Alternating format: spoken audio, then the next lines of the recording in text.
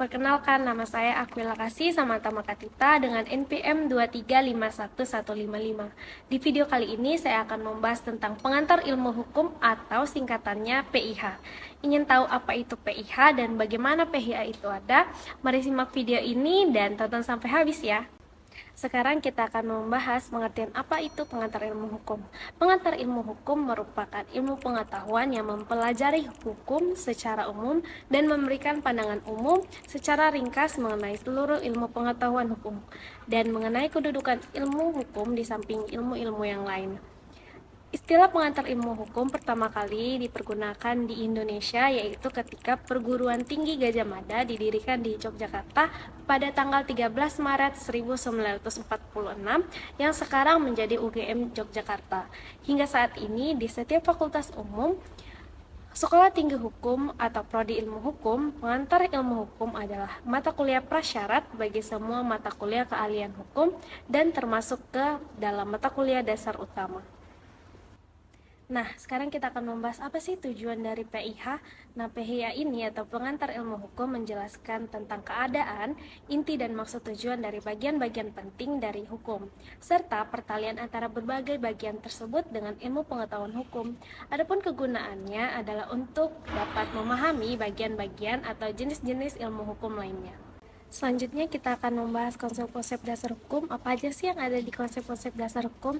Nah, di dalam pengantar ilmu hukum, konsep-konsepnya tersebut termasuk subjek hukum, peristiwa hukum, perbuatan hukum, dan akibat hukum. Yang pertama, subjek hukum. Subjek hukum ini dapat berupa manusia atau orang dan badan hukum, yang dimana keduanya mempunyai hak dan kewajiban menurut hukum. Perbedaan antara manusia dengan badan hukum dalam hal tersebut adalah badan hukum tidak bisa melakukan suatu perkawinan dan tidak dapat dijatuhi hukuman penjara, tetapi sebuah badan hukum mungkin untuk dibubarkan. Kemudian yang kedua, suatu hal tertentu yang akan menggerakkan peraturan hukum hingga dapat berfungsi menjadi sesuatu yang sifatnya mengatur, itu disebut dengan peristiwa hukum. Yang ketiga, ada yang namanya perbuatan hukum, yang dimana menjadi awal dari berlangsungnya sebuah proses peraturan hukum karena ia adalah momentum yang memisahkan antara dunia hukum dengan dunia sosial, karena sejak itu peristiwa yang terjadi pada masyarakat mulai ditundukkan dengan tataran hukum. Kemudian yang keempat, ada akibat hukum. Secara umum dapat diartikan sebagai akibat yang diberikan oleh hukum atas suatu peristiwa hukum atau perbuatan dari hukum subjek hukum. Nah, contoh kasus yang dapat kita lihat adalah seorang nenek bernama Minah, di mana ia mencuri 3 kakao di perkebunan milik PT Rumpun Sari Antam.